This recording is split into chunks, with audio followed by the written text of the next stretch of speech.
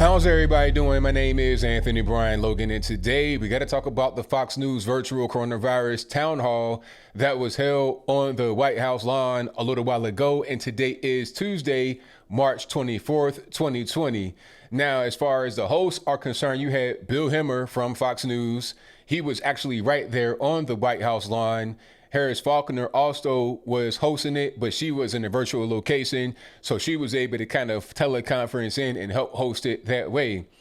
Then, of course, you had the president. He was there, the Vice President Mike Pence, the Surgeon General Jerome and Dr. Deborah Birx, who is the response coordinator for the coronavirus task force in the White House. Now, this was a pretty good town hall, actually. They should do it some more. It was only about 5 people right there on the lawn. They were doing the quote unquote social distancing, all this, that, and the third.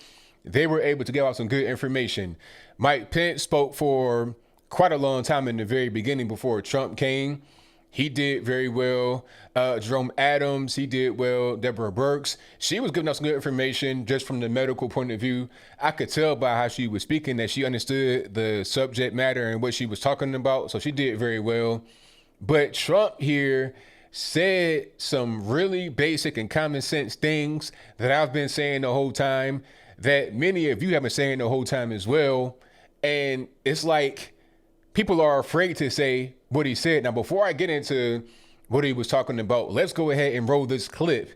In the clip, you'll see what he said, the context in which he said it. After we get done watching that, I'll come back and talk about what's going on there, my 2 cents on it. Then I'll give you my full analysis, my detailed thoughts, and then I wrap it on up with a nice bow on top. So without further ado, let's go ahead and roll it. In the past day and a half, you got a lot of attention for this. A tweet that I think went out late at night. You said we cannot let the cure be worse than the problem itself. I really didn't get. So you start to look at this 15-day period, which will come to us. Day 15 is next Monday today, arguably day 9. What are you trying to gauge as to how you can open the country back up again? When you say I took a lot of heat for that, essentially, I really didn't. I mean, a lot of people agree with me. Our country is not supposed to be, it's not built to shut down. Our people are full of vim and vigor and energy. They don't want to be locked into a house or an apartment or some space. It's not for our country. We're not built that way. And I said, I don't want the cure to be worse than the problem itself, the problem being obviously the problem. And, you can destroy a country this way by closing it down, where it literally goes from being the most prosperous. I mean, we had the best economy in the history of our country 3 weeks ago. And then all of a sudden we're supposed to shut it down. And then we're supposed to pay people not to go to work. We never had that. We used to pay people to go to work when we had. But this is a government order to go ahead and stay home. It's tricky, though, when you try and turn the faucet back on.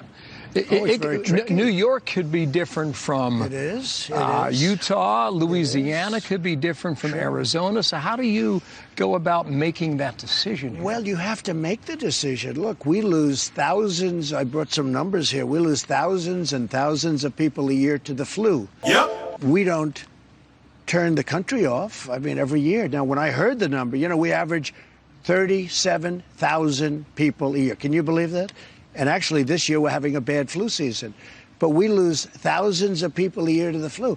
We never turned the country off. We lose much more than that to automobile accidents. We didn't call up the automobile companies to say, stop making cars. We don't want any cars anymore. We have to get back to work. What you have said consistently is the first order of business is to kill the virus.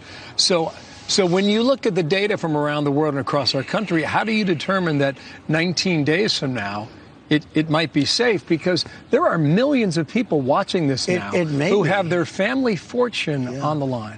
Well, they have their family fortune on the line the other way, too. They're going to lose their jobs, maybe never to get them back.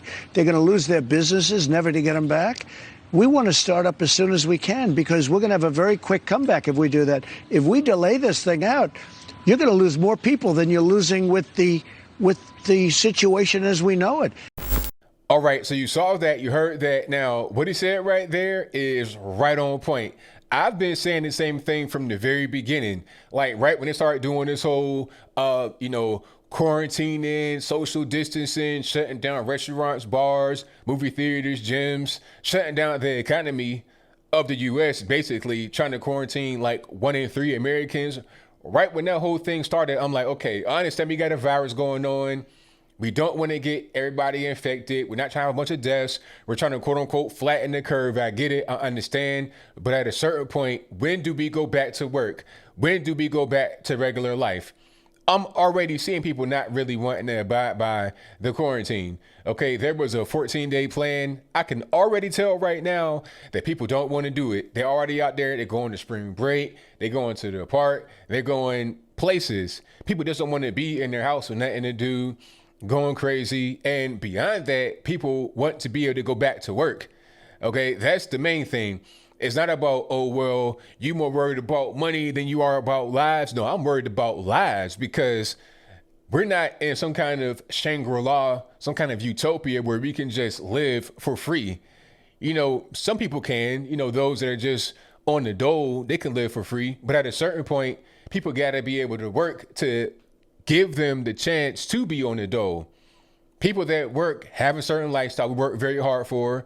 We're honest, we're tax-paying Americans, we're not crooks, we're hardworking people, and we deserve to enjoy the fruits of our labor. I'm seeing some really disturbing things that have been said all over social media. People are saying, oh, well, you don't need that big house, you don't need that, you know.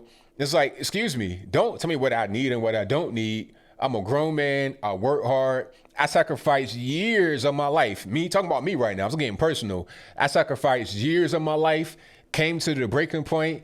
I done worn the same clothes for 4 or 5 years straight, never bought a new pair of shoes, a new shirt, a new pair of drawers, nothing, grinding hard to get to where I'm at today. So I deserve everything I have. You can't tell me that all of a sudden now, because of a virus that has not killed that many, we'll get to that in a minute, that I can't have my rights that have been written in the Constitution: life, liberty, pursuit of happiness, freedom of assembly. What happened to that? I understand the caution, I understand the concern, but we got to get back to life.